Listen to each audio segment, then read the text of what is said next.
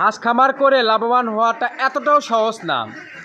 হাঁস খামার করে লাভবান হতে চাইলে আপনাকে প্রকৃতির সাথে যুদ্ধ করতে হবে, তাই না মনিকা? প্রকৃতির যে দুর্যোগ আছে এই দুর্যোগের সাথে আপনাকে মোকাবেলা করে এই হাঁস খামারে টিকে থাকতে হবে। তাহলেই কেবলমাত্র আপনি সফলতার দ্বার প্রান্তে পৌঁছতে পারবেন। আর এই প্রকৃতির দুর্যোগ এই প্রকৃতির দুর্যোগের সাথে মোকাবেলা করতে কখন কোন সময় কোন পূর্ব প্রস্তুতি নিতে হবে আপনাকে, সেটা যদি আপনি না জেনে হুটহাট করে হাঁস খামার করেন আপনি লাভবান হতে পারবেন? মনিকা পারবি না? না। আসসালামু আলাইকুম, আশা করি সবাই ভালো আছেন। আপনারা অনেকেই দেখা যায় যে আমাদের কাছে ফোন দিয়ে জানতে চান বা পরামর্শ নিতে চান যে ভাই আমি তো আপনাদের ভিডিও দেখি প্রতিনিয়ত, তো আমি তো এখন হাঁস পালন করতে চাচ্ছি, আমি কিভাবে শুরু করব? তো তাদের জন্যই আজকের এই ভিডিওটি। তো ভিডিওটি পুরোটাই দেখার অনুরোধ করতেছি, হয়তো বা পুরোটা দেখলে আপনি বুঝতে পারবেন হাঁস পালন আসলে কতটা সহজ আর কতটা কঠিন। আপনার যে আমাদের যে দেখা যায় মনিকা, দেখা যায় না যে একটা প্রতিষ্ঠানের লোক নিবি তোমার হচ্ছে যে 10 জন, সেখানে দেখো দরখাস্ত দিচ্ছে না হলো 100 জন, তাই না? একটা প্রতিষ্ঠানের লোক নিবি 10 জন, অথচ ওই প্রতিষ্ঠানে দরখাস্ত দিচ্ছে 100 জন। তার মানে ওখানে থেকে 90 জনকে ছাঁটাই করবে। 100 জনের মধ্যে অভিজ্ঞ যে 10 জন তাদেরকে যাচাই বাছাই করে তারা সিলেক্ট করবি, আর বাকি 90 জনকে ছাঁটাই করবি, তাই না মনিকা? ঠিক একই রকম আপনি হাঁস খামার করতেছেন, হাঁস খামারের সঠিক তথ্য পরামর্শ জানেন না, আপনাকে হাঁস খামারের কেউ আপনাকে ছাঁটাই করতে যাবে না, আপনি নিজেই ছাঁটাই হয়ে যাবেন, তাই না মনিকা? আপনাকে কারো ছাঁটাই করতে হবে না, আপনি নিজে থেকেই আপনি ছাঁটাই হয়ে যাবেন। যেমনটা আমি আপনাদেরকে বলি, আমরা যখন প্রথম যখন 2022 সালে হাঁস খামারে আসছি, তখন তো আমরা প্রায় 2022 সালের ঘটনা, 2022 সালে কিন্তু আমি যে হাঁস খামারে আসছি আমার কাছে একটা মোটরসাইকেল ছিল, শখের মোটরসাইকেল বিক্রি করেও তারপরে এই হাঁস খামারে লসটাকে দেখার জন্য এই হাঁস খামারে টিকে আছি, তাই না মনিকা? আমার একটা শখের মোটরসাইকেল ছিল ডিসকভার 100cc। হাঁস খামার করে লস খাওয়ার পরেও আমার ইচ্ছা জাগলো এই যে মোটরসাইকেলটা বিক্রি করে দিয়েও পরবর্তীতে আবার খামার করবো। আমি এই খামারের লস লাভ আমি দেখতে চাই। তো আমি আমার মনের জোর দিয়ে অতি উৎসাহিতর মাধ্যমে আমি কঠোর পরিশ্রমের মাধ্যমে এই হাঁস খামার করে আজ এই পর্যন্ত আসতে পারছি, জানো মনিকা? আমরাও কিন্তু প্রথম হাঁস খামার করে লাভবান হতে পারিনি, প্রায় 2.5 লক্ষ টাকা লস খাইছি। হয়তো বা বলতে পারেন যে ভাই কেমনে 2.5 লক্ষ টাকা লস খাইলেন? আমি প্রথম না জেনে হাঁস খামার করছিলাম, আপনাদের মতন না জেনে না বুঝে আমি নিজেকে মনে করছিলাম যে হাঁস পালন এতটা সহজ, মানে পানির মতন সহজ। হাঁস নিয়ে আসমু, পালমু, হাঁস ডিম পারবি, হাঁস খাবার খাওয়ামু, ডিম বিক্রি করবো, লাভবান হবো। কিন্তু আমি পারিনি। পারছি মনিকা? না। এই হাঁস খামার যদি আপনি মনে করেন যে এটা সহজ, তাহলে আপনি এটা পারবেন না। এই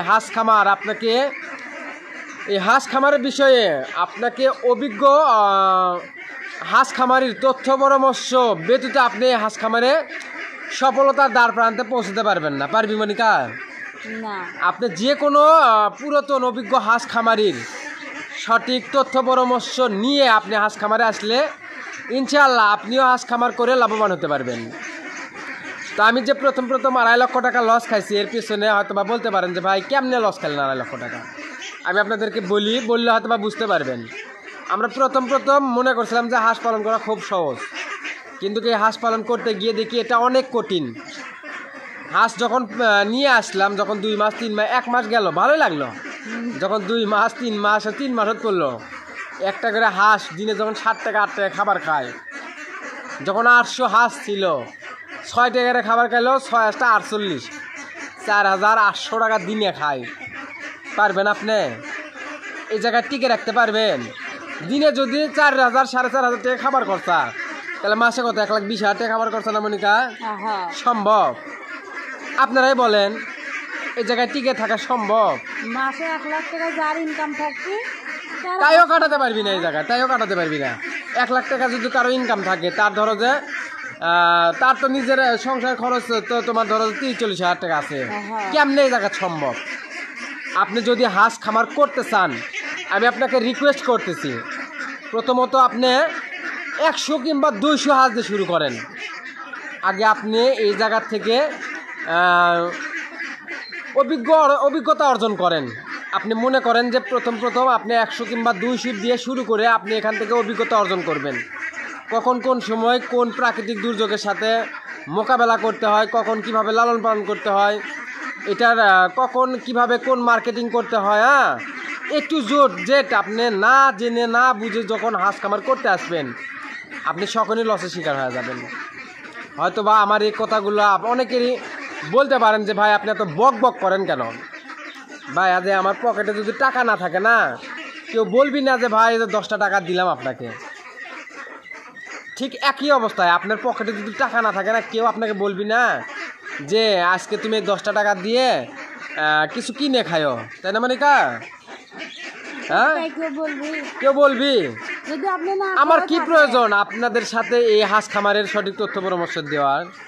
আমি চাই আজকে মরলে কালকে 2 দিন, এই যে আমি আপনাদের সাথে কথা বলতেছি, আগামীকাল আমি আপনাদের সামনে কথা বলতে পারবো কিনা, আমি আগামীকাল পর্যন্ত বেঁচে থাকতে পারবো কিনা, এটার কি কোনো গ্যারান্টি আছে মনিকা? হ্যাঁ, এই জন্য চাই মূলত আমার ভিডিও দেখে কারো ক্ষতি না হয়ে যাতে উপকৃত লাগে, হ্যাঁ, উপকার হয়, তাই না মনিকা? আমার ভিডিও দেখে যাতে কেউ ক্ষতিগ্রস্ত না হয়ে যাতে উপকৃত হতে পারে, হ্যাঁ, এই জন্যই মূলত আমি আপনাদের মাঝে ভিডিও করার চেষ্টা করি। তো আপনারা প্রথম সর্বোচ্চ 200, এর বেশি হাঁস দিয়ে শুরু করবেন না। আপনি মনে করবেন যে ওই যে গার্মেন্টসে যারা চাকরি করে তারা যে প্রথম 6 মাস যাকে ট্রেনিং দেয়, হ্যাঁ, ঠিক এই 6 মাস আপনাকে ট্রেনিং মনে করে এই হাঁস খামারে আসতে হবে। আপনি হাঁসকে কখন কোন খাবার দিবেন, এটার যদি সঠিকভাবে না মেনটেন করতে পারেন, আপনি হাঁস খামার করে কেমনে লাভবান হতে পারবেন?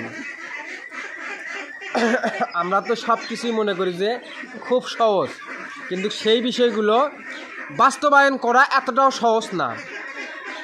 এতটা সহজ মনিকা? অ্যাভেলেবল খামারি ফোন দিয়ে বলে ভাই আমার এতগুলো হাঁস আছে, ডিম দিচ্ছে না, কি করব? অ্যাভেলেবল খামারি আছে বলে ভাই আমার হাঁস পা খরাচ্ছে, পা ন্যাংরা হচ্ছে, কোন ওষুধ দিব, কি দিব।